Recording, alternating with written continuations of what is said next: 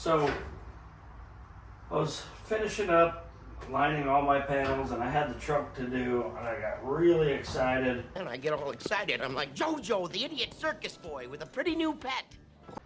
On a long day, and I rushed it. So you can see I had to weld some rod here and had to add some here, take away some. Anyway, I got it too hot. Let me show you what happens.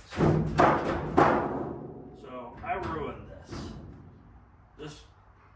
People make mistakes. I made a big mistake. So today we're going to put a new AMD trunk lid on. So about a $220 mistake. And I also have Eddie Motorsports trunk hinges I'm going to install. So let's get those out of the package. I'll show you what those look like, and then we'll get started. I got to take this off first. Gosh dang, what a terrible mistake. Anyway, no use crying over it. Let's get it done.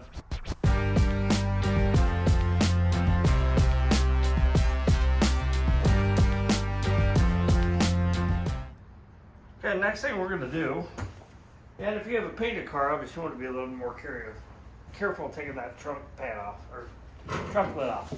So these L-shaped spring-loaded bars here, they go in little notches here. And it says, take a screwdriver, just pop them out. So let's see how hard that's going to be just to pop those out. It does say that if you're not going to reuse these trunk lids, you can just cut these. But they, yeah, those are loaded pretty good. So not bad. Take them out though. So I get to the camera at a little better angle for you. So this hinge pin is in here like this. So when you pop this off of these tracks, it should be able to be moved. And this goes in, I don't know if you can see that, it's about 1.5 inches long. It goes into this hinge. So you actually have to turn this to where this is facing backwards, and you kind of slide it down. There's a little groove. You can pop it out. So just takes a little bit of finagling. I have this roll bar right here that's right in the way. But anyway, you get it out like this. It does take a little bit of work, or maybe you could just cut these and maybe it'd be a little bit easier, but they'll come out. Just takes a little bit of work. So I'll get the other one done. And next thing we have to do on these is get rid of the hinge pins, which are right there. I don't know if you can see that or not. So it says use a Dremel tool, die grinder. I'm going to try to just drill it out with a drill. So we'll give that a shot and we'll see how it goes. So I'm going to take the head of that off with this grinder bit on the drill on this side.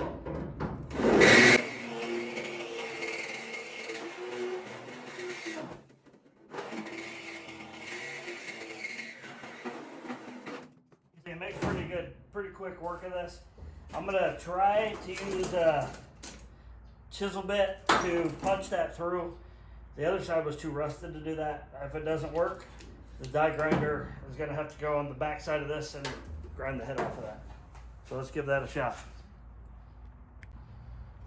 All right, so we'll go ahead and get that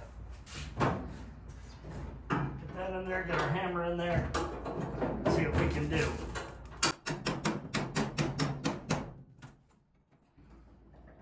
That came right out of there. There's your pin. It comes right out. So let's start working on getting our billet hinges put in. I chose to use the Eddie Motorsports billet hinges for the back of my car. They look really nice, comes with all the hardware. The only thing we have to do remaining is we have to drill a hole in here for the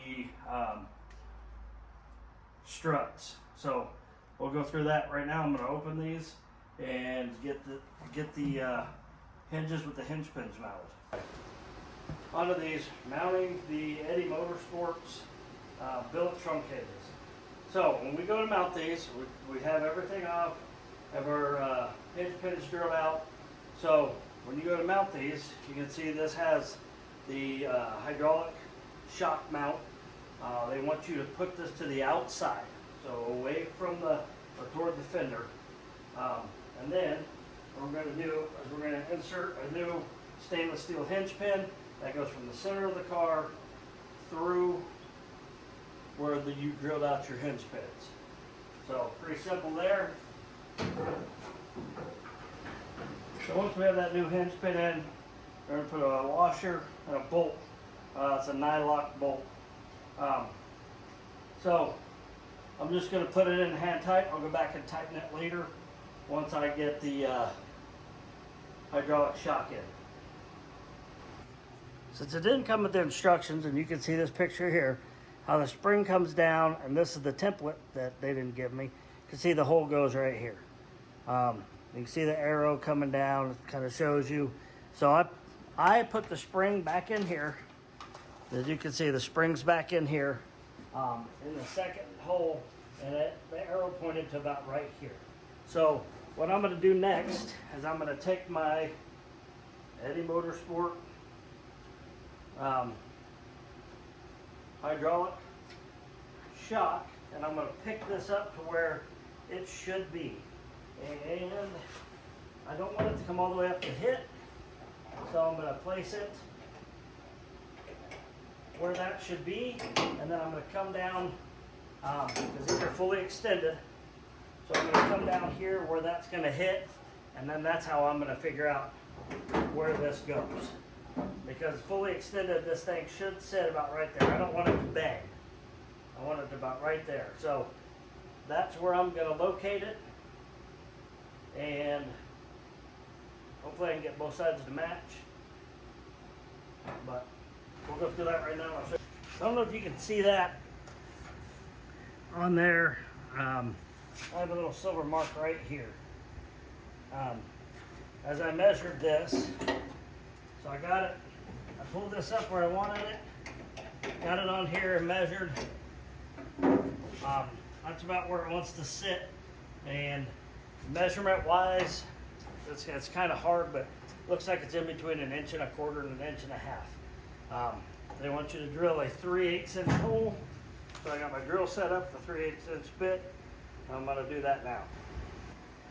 Okay, so our next thing on the instructions, you got to mount that lower pin for the hydraulic shock. So it goes through and through this way. Your bolt and your washer go up here. Go to the inside. So we'll just stick that through the hole there.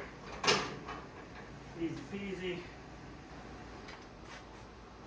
The last thing we have to do is go and tighten the hinge pin up, which is a 1/8 Allen, and so I get to a 3/8 inch deep socket. I'm just going to go up there and see if I can even get it out without totally demolishing it.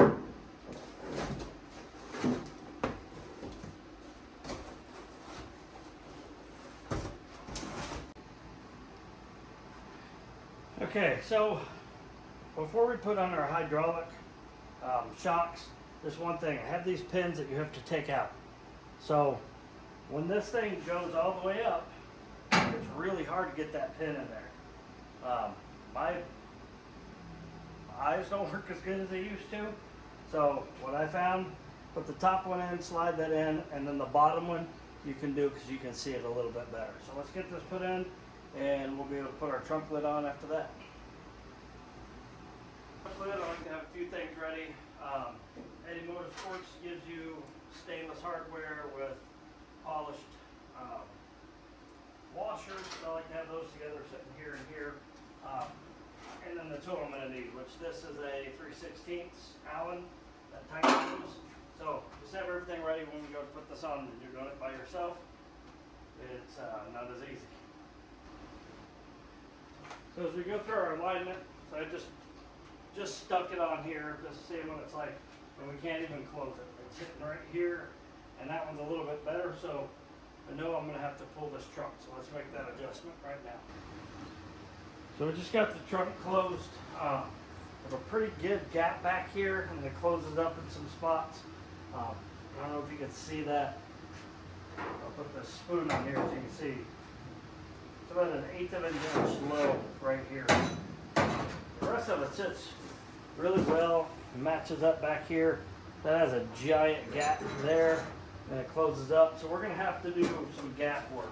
So after some research last night, turned out what I found out is a lot of these things come bent, or they're kind of flattened in the middle, which would make sense because my box had a footprint right about here on the outside of the box. So I don't know if it happens at a warehouse or UPS or what. So it makes sense that this is crushed down. You can see it really sits low, and that's got two big washers already shimmed it up.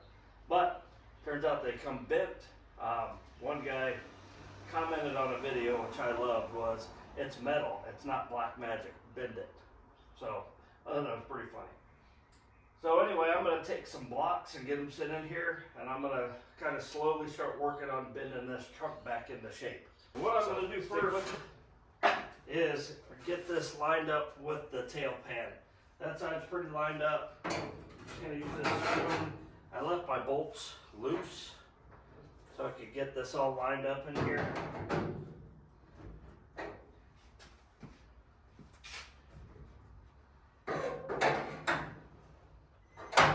So right there is all lined up. I'll pop this and I'll tighten those bolts down.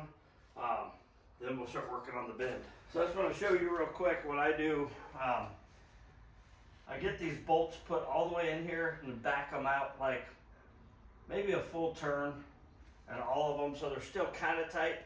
So I'll shut it, pull it where I need to get the gaps as close as I can get it, and then I open it up to about here. I don't let it slam open because it'll move. Hold it to about there where you can get your tool in there and tighten them up. It'll hold enough pressure on there where it won't move. So now, when I close this, you can see the ends of these panels are lined up. Obviously we got to start working on some gap, but what I'm going to work on first is getting this hood to sit in here right. Then we'll start working, like this is too high, looks like it's bent, has a nice, so we need to massage that down. That side's actually pretty good except for the top. So let's work on the top. And what I'm gonna do is I'm gonna get some boards and I'm gonna work on bending that into shape. I just started finding different size wood. So this is kind of where I'm at right now. I'm trying to get that the bend right in the middle because it was so flat, and this thing's supposed to arch over, but this almost was backwards. So I'm trying to get the arch back in the middle, and I just kind of started building a little more wood, put a little bit of pressure on it. You can see now it's almost there.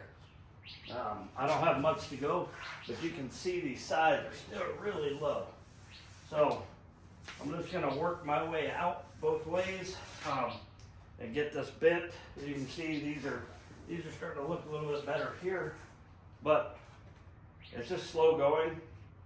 Just get yourself some wood, different sizes. I have probably 3 or 4 different size pieces of wood, and I've just kind of built up. You gotta watch out putting too much pressure on this because you can bend this stuff down too. So just take your time. It's getting there. We'll keep working. On this deck lid, these corners are actually touching this. So I'm going to show you how I bend the corners. Got the other one bent already. I just stick this is a 1x1 in here, and I just put it right there and just slowly push down. I don't want to dimple this, so I want to bend it without going too crazy and putting a big dimple in that. Well, let's see how that looks. So you can see it's a little high here, which I can get that to sit back down, and we're still a little low, but that corner looks pretty good. Did the same thing to that corner. These corners look really nice. So I'm gonna start working this middle more, but it's really close. So you can see in super fast motion what took me about an hour. I had 1x1s, I had paint sticks, I had 1/2 inch board, I had a whole bunch of different sizes, and I had a stack because you're going to have to overstretch. At first I was just trying to close it and get it the right height. That obviously doesn't work because that's not how metal works. You got to kind of overstretch it to get it to lay down where you want it. But right now I'm going to do a close-up and show you that this is perfect. And then what I went in and used my spoon to pull up some areas that weren't quite there yet. So I got to keep working through this. You can see I did my fender a little bit there, but whatever, we'll fix that as we go. Anyway, I'm really happy with it right now. I still gotta cut gaps in this and everything because it just doesn't quite fit as well as I'd want it to. But we'll go through that next. Now that we have our trunk pretty well fit on here, front to back, whatever, we kind of know what we're gonna have to do, and it's gonna be a lot of work. So I'm going to take my gapping tool, and I'm going to go like this and check it all out. So there's good for about 1 inch, and then if it's too tight, it's too tight all the way around here. This back gap is a lot, and then a pretty good gap all the way around here, and then this gets too tight here, it almost touches, and then it widens way out. Jiminy Christmas. I might have to go buy some new rod for this because that's huge. I have no idea why that's such a big gap. But this is good up here, this is good here. It's too tight. So this 6 inches and almost this whole side are touching. Man, I don't know why, but repops. You never know what they took it off of. So I am going to go ahead and start shaping this to the shape I want. Yeah, so I have to grind a lot of this off, which I use a die grinder for that, and I'll show you my little trick that I use. You don't have to use it, but I've had it for me, being a newer body guy. Some of these guys are so talented with this stuff, but for me to keep the right shape, I use a die grinder. And all right guys, here's my trick, and it's about to get real rednecky, so if you want to turn away, great. You might be a redneck. So here's my measuring tool. It's equivalent to about 3 of these grinder discs, and these are just thin die cutting discs. So what I'm going to do is I'm going to cut around this because some of these are touching. I'm going to use 1. And the reason why I do this is I've tried the way these other guys do it. They're very talented people. They can make these doors just by sight look exactly how they're supposed to look. I can't. Tried it. The lines are distorted, whatever. So I came up with this little trick. You want to use it? Great. If you don't, turn away because it's going to happen.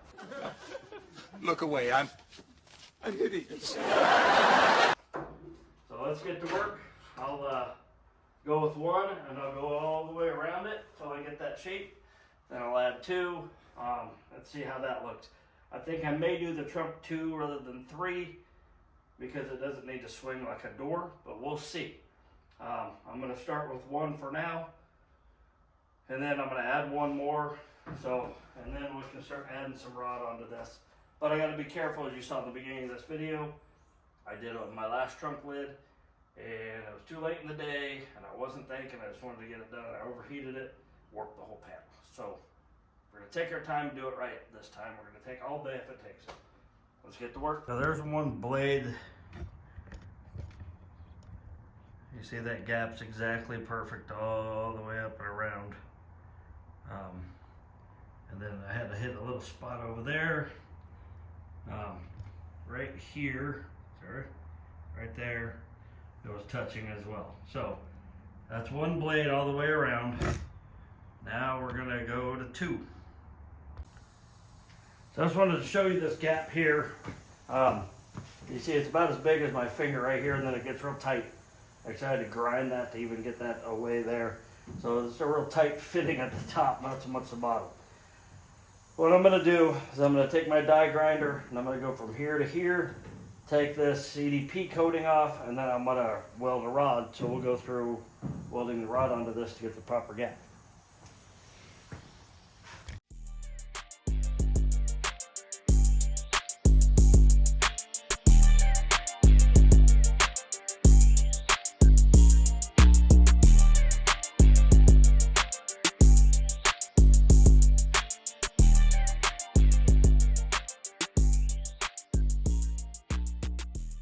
Video, I got this trimmed down and split, so I had to weld the split back together. I added rod onto the back and over there. Now I'm just fine tuning.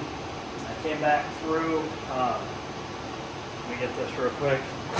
Came back through and I doubled up the disc on this, and that's where I'm landing with my gap. Alright, so I just finished doing the final sand on here. I gotta pull a couple of dents in here still, but we'll do that in a minute after we finish the trunk. So trunk needs a little bit more adjusting. See, it's kind of low right there, not too bad. Sorry, my hands got a little bit of standing dust on them. Gaps are all perfect though now. I'm gonna take this trunk lid off and weld the underside and some of that rod, and other than that I can finish sanding it up and we'll be good to go. So after I get the trunk gapped and the rod put in, get it all grinded down, everything, I go and look for any inconsistencies in my gaps. So right here you can see this kind of drops off, so I need to add a little here, and then I come over to here and I need to add just a little bit right there. And then right there you can see where it comes in, and then I'll finish this off, and then I'll take the trunk lid off and weld from underneath and make the underneath look like stock again. But other than that, gaps are pretty good. Everywhere else there's nothing. This is all because I had to take some off of this, so I've re-welded all those seams and grinded them out, so those gaps are all good. So this trunk lid's about there.